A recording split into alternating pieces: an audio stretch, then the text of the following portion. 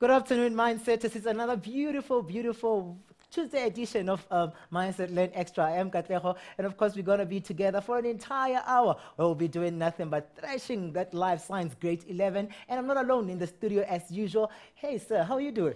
I'm good, and you, Katleho? I'm awesome. I see you today. You're looking all posh. Yes. I think they are so amazed. This is still your teacher, Tinyiko Kosa. TK is here for physical sciences, and of course, you can see today, I'm a real teacher in my suit, and that means top-notch learning in physical sciences coming your way. Indeed, dressed for the occasion. So just make sure that whatever you do, don't move at all. Interact with us on Facebook. We are www.facebook.com/learn extra with an X. And that's where you can access all the links to our competition and our notes and everything that you need to know. But I must remind you and congratulate, and I must remind you, of course, sorry about that, for this of this Casio calculator, proudly sponsored by Casio. We'll be giving it away. Just go there and test yourself, as many as you can or as much as you can. The one who gets the answers all correctly will make sure that you walk away with this Casio calculator. At the end of the day, we'll be announcing the winner of last week, grade 11 physical science. Now I'm handing it over to my teacher. Sir, let's do this. Thank you, Katleho, and then we're taking it from now, looking at the science that we will be dealing with today, grade 11s. I hope you are all settled and ready to learn with me today. And we are going to talk about electromagnetism today. So you sit there and there is more coming your way, all right? Now, let's start here.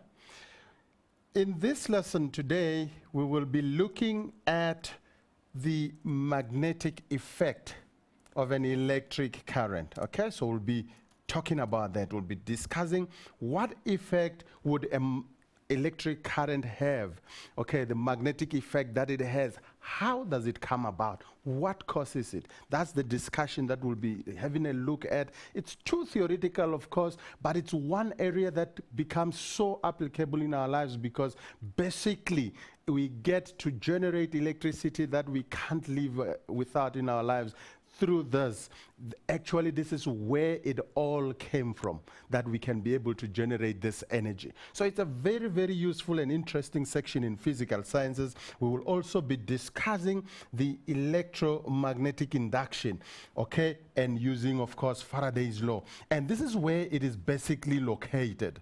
You know, the whole issue about induced EMF and how we end up having electric current that we use in our daily lives. And of course, we can't live without that. We know it very well.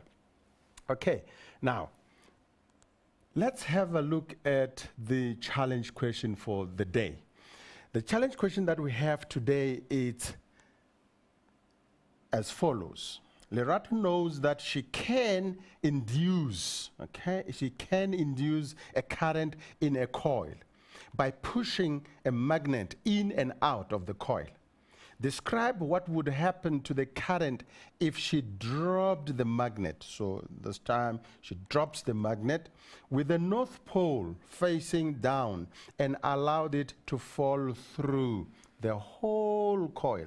Let's see what is going to happen. So think about what could happen there whilst we're busy with the lesson. And of course, some of the things that I will be discussing with you in the lesson will be helping you understand what actually would happen when Lerato allows that bar magnet to run through the coil. You know, it slits through until it comes out from the other end.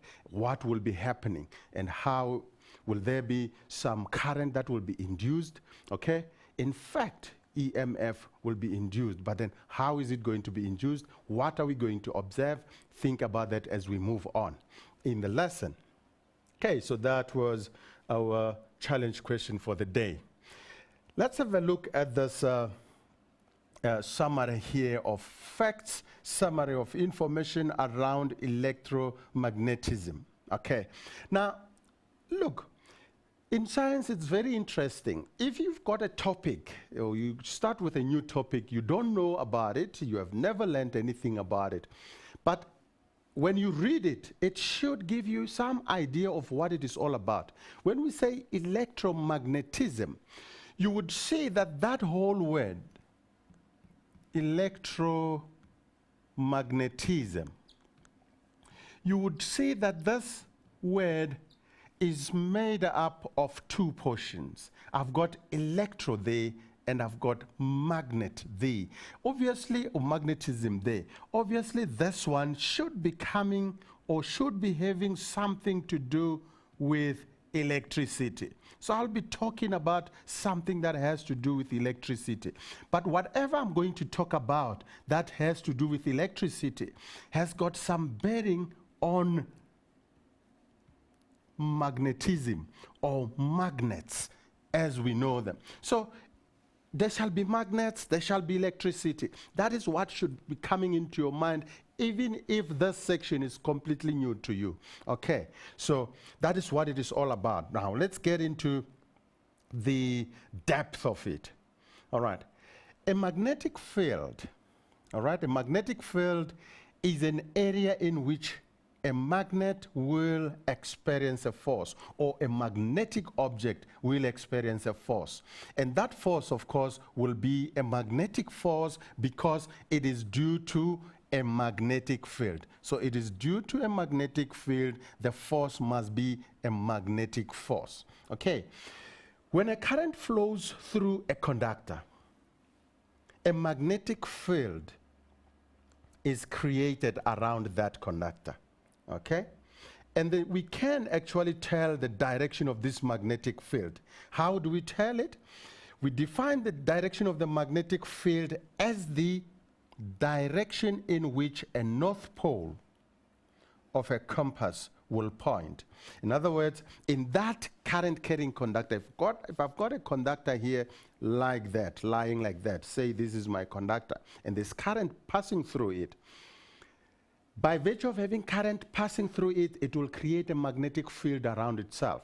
If I want to know the direction of this magnetic field, I would bring in a compass. And a compass is going to show me the direction of that field. In other words, it will indicate to me what is the North Pole and what is the South Pole. And in that way, I'll be able to tell the direction of that magnetic field. Okay, remember when you were dealing with this in grade 10, you would draw the magnetic field around a bar magnet, and you will see that it comes off the north and comes in the south. So in that way, you see the direction, and a compass will tell you that direction of the magnetic field. Okay, now, when a current passes through a conductor, a magnetic field is created around the conductor. So any current carrying conductor will create a magnetic field around it. The magnetic field that is created around that current carrying conductor, of course, would have the following properties. One, it is in a plane perpendicular to the current carrying conductor. Perpendicular, we know that we mean that or those fields, the magnetic field, should make an angle of 90 degrees with the current that is being carried there. Okay? It is strongest closer to the conductor. Okay? So when you come closer to the conductor, the magnetic field is stronger. But the more you move away from the conductor, the magnetic field becomes less. All right? The direction of the magnetic field is given by the direction or in which a compass needle will point. We have already explained that. If the current is reversed, then the magnetic field direction is also reversed. So you reverse the direction of current, you reverse the direction of the magnetic field. This magnetic field is continuous, but it is represented by what we call magnetic field lines. Okay? It is three-dimensional, so that we need to take into consideration, although we always draw it in 2 dimensions because we're drawing it on a plane of a paper. All right. Next, let's have a look at this. The magnetic field around conductors. For a straight conductor, the magnetic field around the conductor is circular in pattern. The direction of the magnetic field can be found using what we call the right-hand rule. Okay. And what does the right-hand rule say? The right-hand rule states that if the straight conductor is held in such a way that the right hand by the right hand, so that the thumb points in the direction of the conventional current, then the curled fingers would be pointing in the direction of the magnetic field. Okay, let me just use the diagram that I have down here to show it to you. The field around a circular conductor, for example, is shown below. If you look at this circular conductor here, there is the direction of the current. So in here, you would have that direction of the current. Okay, so you point the direction of the current, say the direction of the current is that way. Okay, the right hand rule. The thumb points in the direction of the current, and my curled fingers point in the direction of the magnetic field. Okay, so that's what is happening here, and I believe the diagram there, it's showing you a better picture of what the magnetic field will be like around a current-carrying conductor. When several coils are placed together, a solenoid is formed. When a current is passed through a solenoid, an electromagnet is formed. Okay, so an electromagnet is formed when current passes through a solenoid. The magnetic field around a solenoid is similar in pattern as that around a bar magnet. So you will recall how you drew one in your grade 10, the magnetic field around a bar magnet. The strength of the magnetic field around a solenoid would of course depend on the following. One, the number of coils that you have in that solenoid, and we call the number of coils the tens. The strength of the current, how strong that current is, will tell how much strong the magnetic field is going to be. And of course, the type of the metal placed in the core of the solenoid. Okay, what kind of a metal is that would tell us whether we're going to have a very strong magnetic field or not. Okay. Now, electromagnetic induction. When a magnetic field moves relative to a conductor, it induces a current inside the conductor. The induced current, okay, depends on the speed of the movement of the magnet relative to the conductor. It also depends on the magnitude of the change in the magnetic flux, and we're going to talk about that as well. The number of turns in the solenoid, of course, number of turns, number of windings inside that solenoid. The induced current flows in such a way or in such a direction that its magnetic field opposes the changing magnetic field that it induced it. The direction of the induced current can be determined by the right hand rule. With the right hand, hold the solenoid. You hold the solenoid with your right hand so that the fingers curl in the direction of the current. So this time the fingers are in the direction of the current, and the outstretched thumb will point in the direction of the North Pole. So there's your solenoid there. Okay, let's move on. I wish I had time to show you how it works there. I think we can come back to it. Magnetic flux is the product of the perpendicular component of the magnetic field and what? And the area A. So magnetic field strength is B, through which it cuts. So it's the magnetic flux and the area.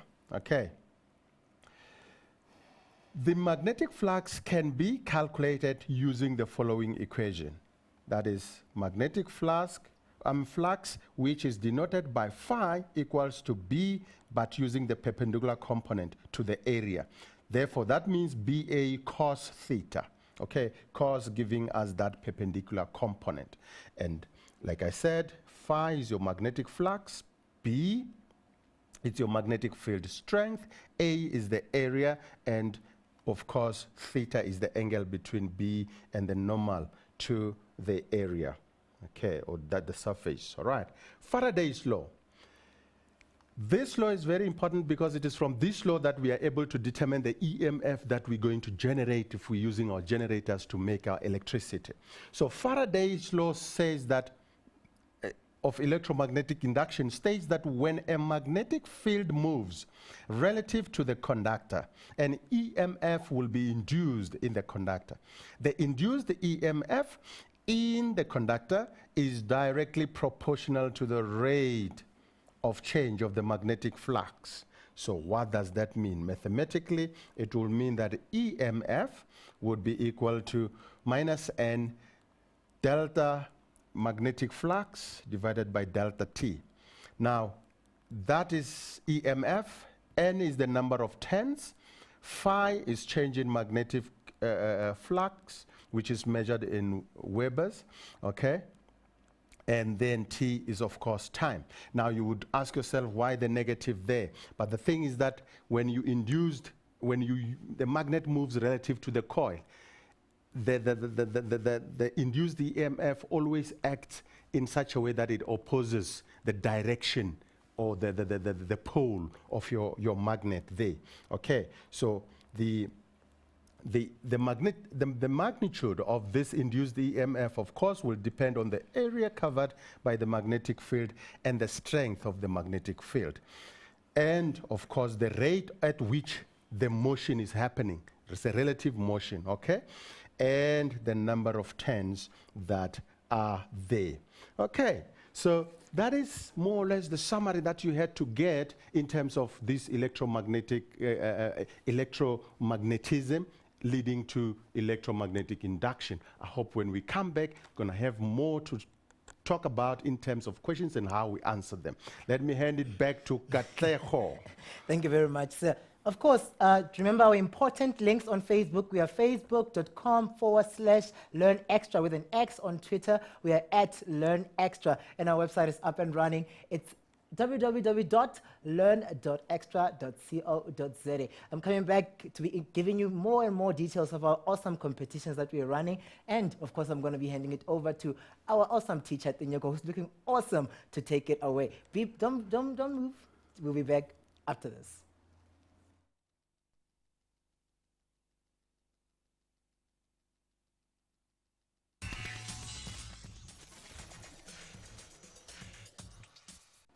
Welcome back, Mindsetters. I'm still with our honorable, adorable teacher, TK, who's taking us through grade 11 physical science. But before I hand it over to him, I must just remind you of an awesome competition. You know water is life, so why don't you, in any way, make sure that you go to our Facebook page. It's facebook.com/Learn Extra. Just find out more about how you can enter the competition, but then you stand a chance to win over 20,000 of airtime and a grand prize of 5,000. And of course, you stand a chance to win a bursary, you know, worth 15,000 to go study at the University of KwaZulu-Natal. So make sure that you enter the competition and you hashtag it as a water game and just stand a chance to win. I'm taking it over right now to Tinyoko.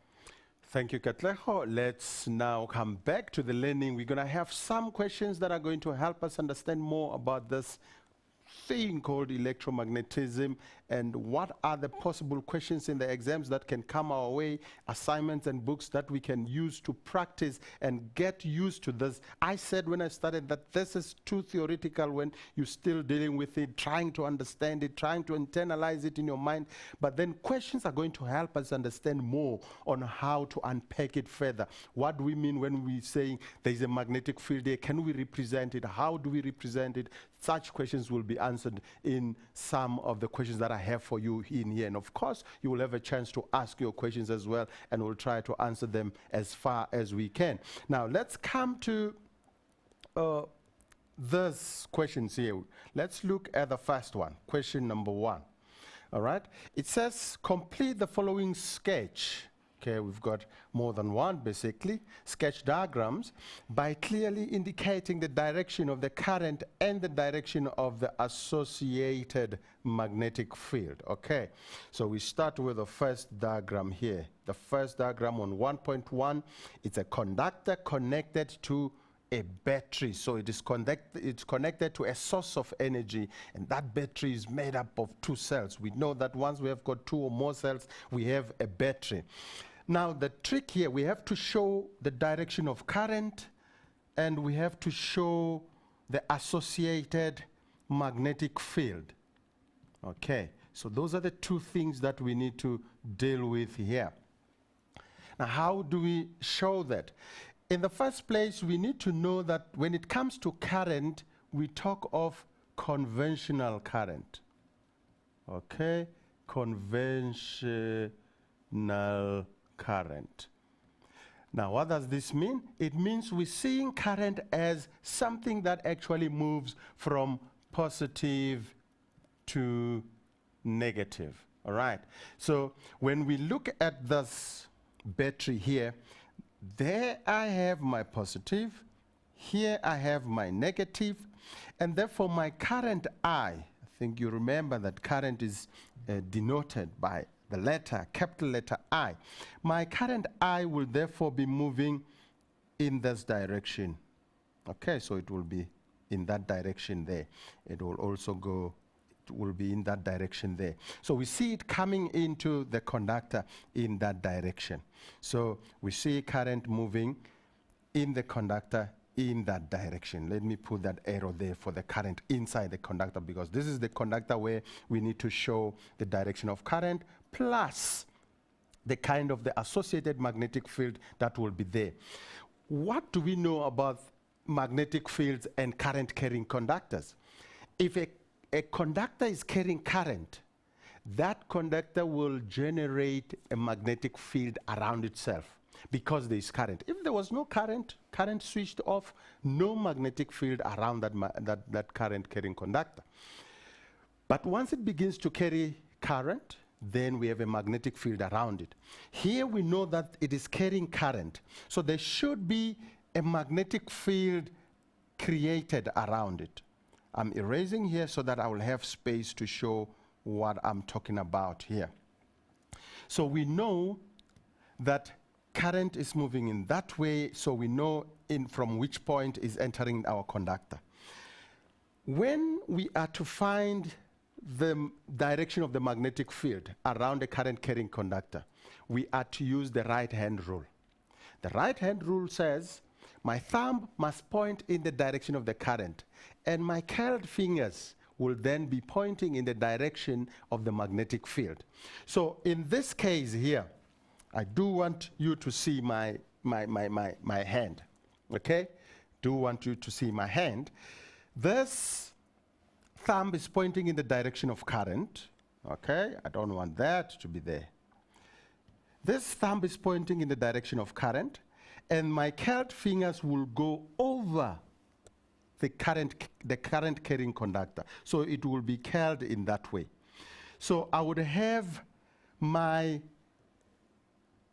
magnetic field, if you like, on this plane will be entering into that plane of the board and coming down, coming out from the bottom of the conductor. So let me just say the going in will be represented by a dot, and the coming out will be represented by a cross. Okay, I would have this happening. Okay, and this would be representing the magnetic field, or that must be a cross. This will be representing the magnetic field around that current carrying conductor. And I can do that because we use actually lines to represent a magnetic field. So I can actually use or show it like that, only knowing that it's entering there and coming out from the bottom there. So I have shown both the direction of the current and the magnetic field associated with this current carrying conductor. All right, now let's move on to number 2, 1.2. All right, in 1.2 we have got a coil. What do we mean by a coil? With a coil, you've got a conductor that has been made into a loop. Okay, so you've got so many windings around of one conductor, or what we call turns. Okay, then you've got your coil, so you've got number of turns of the same conductor here. That makes or gives you a coil. A coil of wire connected to a battery of 2 cells. Okay, again there is a battery. That is your positive end, that's your negative end of the battery. Okay, now when you look at this, you would see that current will be moving in that direction. Okay, it moves in that direction. When it moves in that direction, it means down here it will come like that, and then from the back it will be going up, but here it will be coming down like that. Okay, that's the direction that the current is going to take. Okay, now if we have a coil like that, okay, of a conductor, what happens is that when we put a compass on that, we begin to see that the compass detect that the coil or that conductor that has been wound into one set of windings, turns there, creates ends that end up being a north pole and a south pole. Okay, and how do we determine that? We again make use of the right-hand rule, but this time, remember, the right-hand rule, we use it for coils or solenoids. We use it in this way. Instead of the thumb pointing in the direction of the current, we make use of the fingers pointing in the direction of the current. And when we do that, the direction that the thumb is going to take will be the side where we're going to have our north pole. In other words, that is where our magnetic field is going to radiate from and come from and get to the other side. Now let's just have a look at this. Again, I want you to have a look at my fingers here. If you look at the direction of current on the drawing that I've given you, you can actually do it this way. Your fingers in the direction of current, and you can see the direction of current there, so it's this way. Your fingers in the direction of current, all right? Then the direction of the outstretched thumb gives you your north, all right? So in this case, it will mean that we have our north end this side, okay? I will have my north end this side. Let me use a different color for this so that we all see this and understand it. So the north end is that side. Obviously, if the north side end is that side, this will be the south end. So this will behave exactly like a bar magnet. Okay, and from grade 10, we have learned that if you've got a bar magnet, you know there's a particular way of showing your magnetic field due to a bar magnet. All right, we know that we would have things like this. The magnetic field, okay, we'll have things like that, and of course the direction is from north to south. Okay, so you're gonna have this, north to south. You can have more of this, okay, north to south. You can have more of this, okay, north to south. I'm taking care in drawing it because, you see, we need to understand how to interpret these field lines. Where the field lines are closer to each other, like at that point and that point, we talk of a strong field there. So my drawing must actually talk to those kind of things. As you move further, you will see that they become more and more far apart from each other. So away from the magnet, the magnetic field becomes less strong or weaker. Okay, okay, weaker there and stronger field there. Okay, and you can draw more of that, of course, and showing the magnetic field around that solenoid. 1.3. The view of the solenoid when looking from position X. Now, if you look from position X, this is the position X we're talking about. When you look from position X, what you would see is there is the end of the solenoid, okay? Okay, I think I should, let me just have a bigger diagram here so that I can be able to show you what I'm talking about here. So there is the end of the solenoid. So the conductor is like that, okay, on the solenoid. But what we know is that the current, okay, if you come back here, the current was going in that way. So it means in here goes the current. So it means the current there is in that direction and the current here is in that direction. So if that is the case, it means that as the conductor is in that way, you would have if you just use the right-hand rule for current carrying conductor here, you would see that if this points, the thumb points in the direction of the current, then the curved fingers will be like that. So it gets in there and it comes out from the bottom. So what you would have is things like this at the bottom part of your current carrying conductor. And the axis will mean the magnetic field is piercing through the plane, and the dots means the magnetic field is coming out of that plane. In the same way here, you would see the inside, okay, you would have it coming out from the inside. Sorry about that. You'll have it coming out from the inside. Okay, so you would have it that way, coming in from the inside. If you have your right hand rule, still going to pierce through the top here, top of the conductor, and at the bottom side of the conductor, you will have it coming out like that. So you'll have something like that if you were to view it from the side X. Okay. Right, now, question number 2. The diagram below illustrates a bar magnet moving towards a coil connected to a galvanometer that measures potential difference. Okay, so there is the galvanometer that is measuring the potential difference. Let's look at the first question. Describe what you would observe on the galvanometer if the magnet moves quickly into the coil. Okay, so you're moving it quickly, so the speed relative to the speed of motion, the relative motion there, it's quite fast, and it then stops. What are you going to see? Now, this is the bar magnet. It goes in there in some very fast speed. By doing so, it induces an EMF. Induces EMF into the coil. Okay. But then if you check here, there is the negative end and that is the positive end.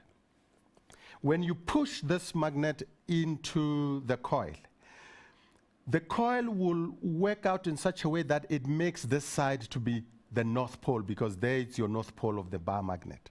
It always opposes what is happening there. And if that is the north pole, okay, so the induced EMF will be such that the current will start by going in that direction, because it has to come out through this other end to give you your positive conventional current moving of the positive charge. Okay, so when it goes to the negative end, what does it mean? It means that your reading on the galvanometer, okay, your reading on the galvanometer will start by going in the negative sense. Remember, the 0 point is there. Okay, so the going to the negative end means that your negative end is that. It will first go that way. And when this thing stops, because we're told it stops, then it will come back to what? To point at 0. Remember that without that relative motion, there's no EMF that can be induced onto your coil or your conductor. All right. So that's what we are going to see happening there. 2.2, use the diagram to illustrate what happens when the magnet is pulled out of the coil quickly. Now, this time, the coil is, the magnet is now pulled out of the coil quickly. So it goes out this time. What will happen? When it goes out, okay, the current will go in the positive this time. It will be induced into the positive. So it will first go to the maximum positive. It decreases until it also comes back to what? To the 0 mark, after it has completely gone out and perhaps come to a stop, like we are told there. All right. In the first part, it had to come to a stop. But when it is moved out quickly and it is out and comes to a stop again, that's what we're going to see. The galvanometer will come back to its 0 mark. Okay. Question number 3. Okay, now due to time, I think we would have to take a break at this point before we continue. Let's have a break and then we'll come back to the next question. Thank you very much, Mr. TK. I must say comments are coming in, they're just trickling in, and most of the mindsetters are saying that you're looking great today and the lesson is flowing in very well. I must remind you though that when we come back, I'm going to be giving you more and more information about our SA water game competition and of course giving you tips on how to become a winner of this beautiful Casio calculator. So stay tuned, grab the water, and we'll be back in a moment.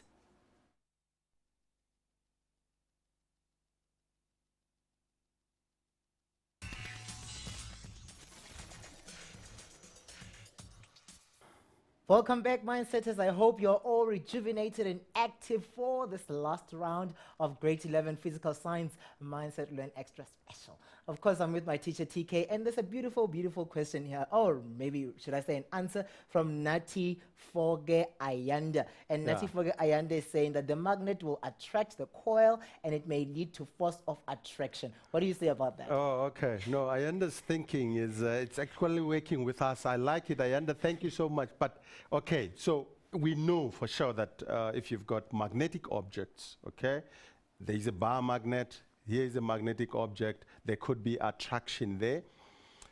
We are hopeful that the conductor is insulated, but at the same time, we'll still have a magnetic force existing there, so we could have attraction. But then, what is this theory all about? This leads us to the fact that because we know that if the magnet or the magnetic field, if there's a motion of the magnetic field relative to the current carrying conductor or that coil, EMF will be induced on it. I mean, according to Faraday's law, as we know it, and it happens.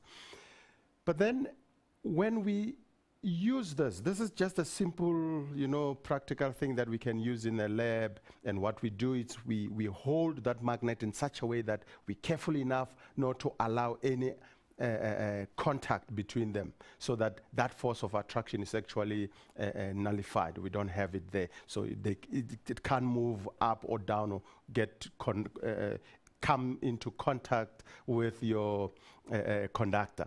So it's fixed. And basically, Katleho, in a real life situation where because this whole knowledge base that we're talking about, it's about how we generate our electricity.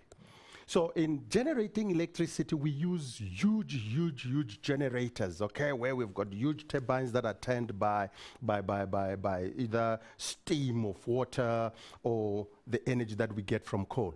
All right. So what happens inside the generator?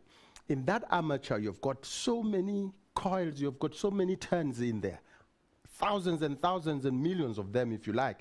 So when they turn in a fixed position, such that even if we've got magnets around there, those magnets cannot come into contact with your armature, okay, or that coil there. So the coil turns in relation to or relative to the magnetic field that is created by your stationary magnets. That's what is happening. So everything is stationary there. No. Okay, that's why we can't see them attracting each other. Then we have commotion, and then the generator can't work. We need to have them to move relative to each other, and therefore they are fixed. They can't touch each other. Thank you, Ayanda, for that one. Let's just come to this question here, so that if you have more questions, I think Katlego will be organizing them for us, and we'll come back to them and begin to answer them for you. Let's come to question number 3, the question that we looked at before the break. A solenoid with 450 turns has a cross-sectional area of 176 square centimeters. Now, we don't work in centimeters squared. We need to be working in meters squared. So immediately there, you could see we've got a problem, and therefore we will need to sort it out. There should be some conversion there into meter squared. Meter squares, not centimeter squares. All right, it is positioned perpendicularly to a uniform magnetic field of 0.72 Tesla. All right, the first question, 3.1 says, all right, calculate the flux, the magnetic flux through the solenoid. Okay. Now, magnetic flux, that it's given by the strength of the magnetic field times the area, okay, and times the perpendicular component of your your magnetic strength there. All right. Now, we are told that the magnetic flux is in such a way that it is positioned perpendicularly, okay? Or in fact, this cross-sectional area is positioned perpendicularly to this uniform magnetic field. Okay, so what we have is that already the plane is there, there is the area, and it is perpendicular to it. We don't have it at some angle to the normal. And what is the normal we're talking about? There is the normal, the line perpendicular to the plane. So it's not at an angle, it is exactly at 90 degrees. So what does this mean? It means that the two, the normal and that one, are along the same, they are parallel to each other in the same direction, and therefore the angle between them is 0 degrees. So this will therefore be cos 0.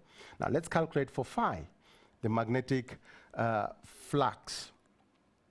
Right, the magnetic field strength is 0,072 times. The area is given to us as 1,76 square centimeters. It must be in square meters. So it means we're going to divide that by, you divide by 10,000. And when you do that, it gives you 0,0176 square meters. Okay? And when you work that out, let's see what we have here. When you work that out, okay, and of course this side, we need to take care of the direction there. Of course, like I said to you, the angle is 0 degrees, and I've shown you why it is 0 degrees. So we can work it out here, right? We say this is going to be 0,72 times 0,0176 times the cos of 0. And the cos of 0, of course, is what? It's a 1. So that should actually be giving us just 1. So this works out to be 0,0127. So this is equal to 0,0127. 7 watt. This is measured in Webers. Okay. That's the answer there for your first question. The next one, 3.2, it says, calculate the induced EMF if the solenoid is pulled out of the magnetic field in 0,22 seconds.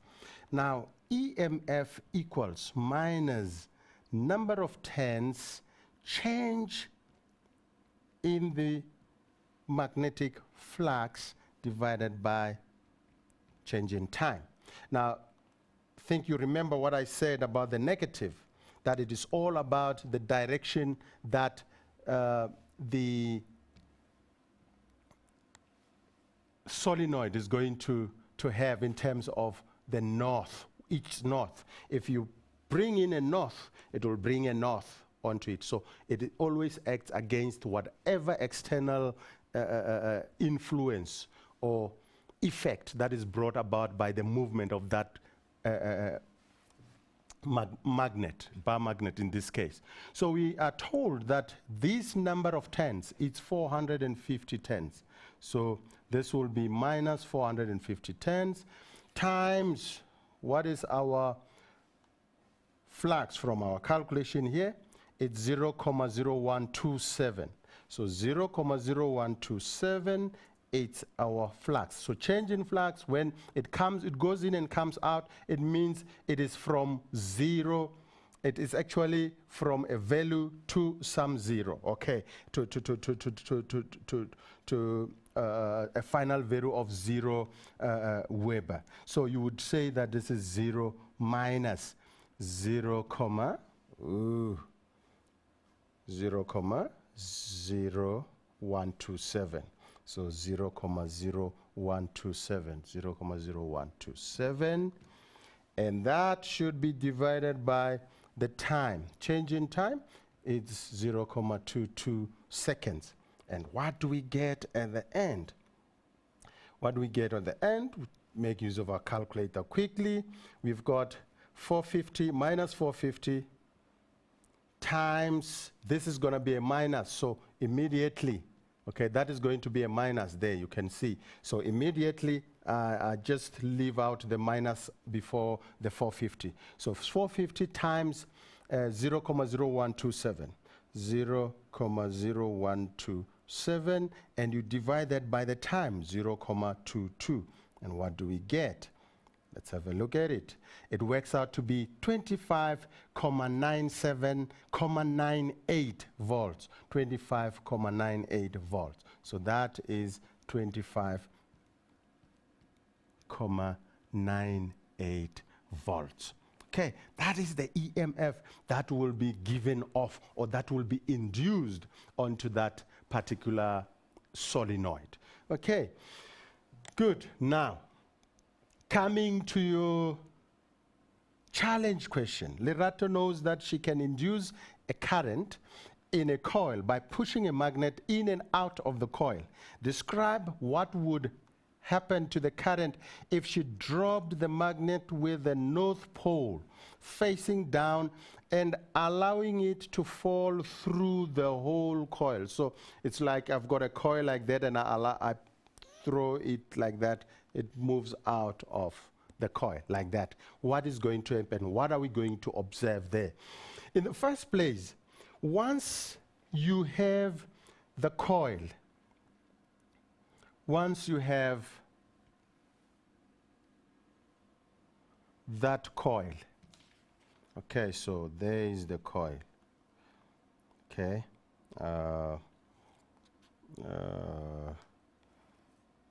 it goes in there, and it's gonna be visible from this end. I'm so bad with these drawings, okay, all right, so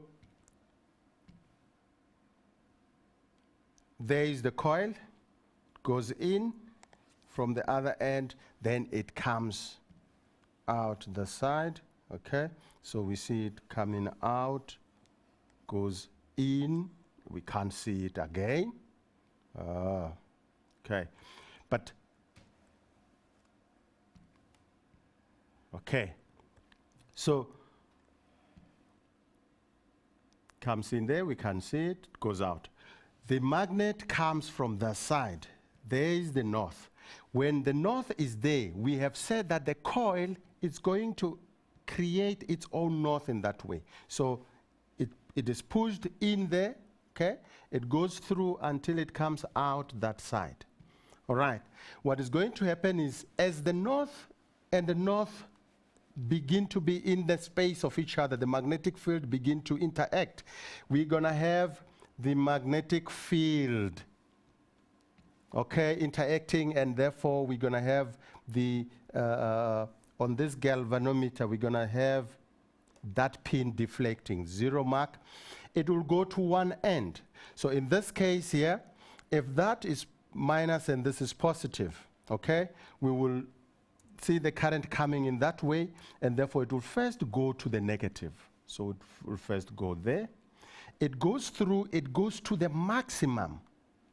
But at some point, it begins, when it is somewhere perhaps inside there, just before it comes out, the galvanometer reading begins to decrease. When it gets to some point there, it is back at 0. Now the south, remember, is now this side, sorry. So the south end of the magnet is now this side. There is the south end. The north end is coming out. At that point, we see it going to a maximum that side again. And as it moves further and further away, then it reduces, it decreases, it becomes less until it is back at the 0 mark again. So there is maximum EMF, reduces back to 0, increases on the other end, reaching maximum, decreases again, and back to zero when the whole magnet has gone through or gone out of that solenoid there. So that's more or less what will be happening, or what Lerato is going to observe there when she allows that magnet to slide or to go through the solenoid. Let's see if you have some questions that we can be able to attend to quickly. Of course, man. We have a sorry, we have a question from Relabs Raim Shlanga. She's saying, why is it that on a magnet the magnetic field moves from the north to the south and not the south to the north? Oh, okay. That is the way it has been found.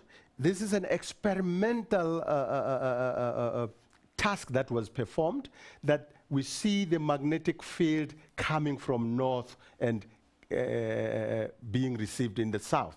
And of course, this is tied to the universe, okay? You know, the Earth has got a magnetic North Pole, okay? And we have seen that the magnetic field comes from that magnetic North Pole and obviously settles down or comes into the South Pole. Not the west, not the east, but the north. That is the way the universe has been constructed. The magnetic North Pole of the Earth, it's the north. It's not the magnetic south or the magnetic west or the magnetic east. So it's found from the magnetic north of the Earth, and from there we see how it behaves. It's from that magnetic north down to the south. Thank you very much. Yes. Yeah, for that. Relapse, I hope you're answered. And mindsetters out there, let me just say thank you to Mr. TK, and that hopefully he keeps coming every day dressed like this. Yeah, I think mindsetters are so amazed. This is the first time you see me dressed like this. Oh, perhaps I might repeat it again, but it's once in a blue moon. Thank you, It sir. always happens. Before we wrap the show up, I must tell you the name of our winner, a Casio winner for grade 11, is Gift Maseme. So congratulations to you, Gift Maseme. You walk away with a beautiful, smart Casio calculator, proudly sponsored by Casio.